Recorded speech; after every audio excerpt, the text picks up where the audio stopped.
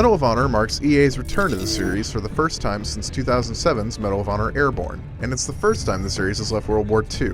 Set amidst the current war in Afghanistan, Medal of Honor follows a group of Tier 1 operators and Army Rangers over the course of several days in the midst of an operation gone wrong, which describes Medal of Honor a little too well, too often.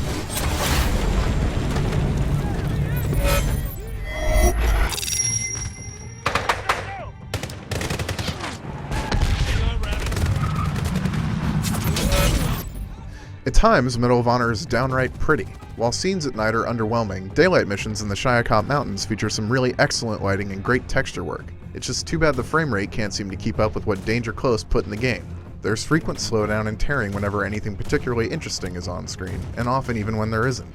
The story also has some major issues. Danger Close has stressed how respectful they tried to be to the sacrifice of American service personnel in Afghanistan, but not much of that respect is visible on the screen. Instead, Medal of Honor feels like an Afghanistan war theme park ride, and if all the glaring bugs and technical problems are any indication, the ride is broken. At least the sound is great, though.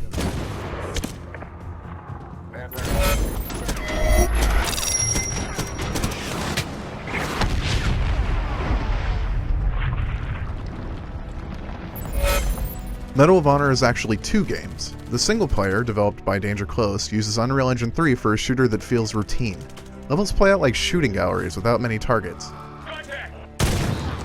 Got him. Assuming, of course, you were forced to wander around a shooting gallery after it closed, looking for the way out.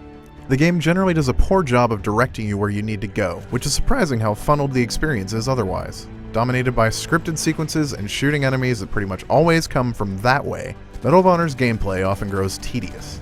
Multiplayer is better, but has its own issues. Developed by DICE using the Bad Company 2 engine, fights are fast and fun, but all of the levels generally blur together. They're either in a small village, a small market, a small valley. You'll be hard-pressed to remember which is which. That's okay though, since each game type generally ends in both sides throwing themselves against each other until a match is over, and the de-emphasis on classes from Bad Company 2 makes for a less interesting experience.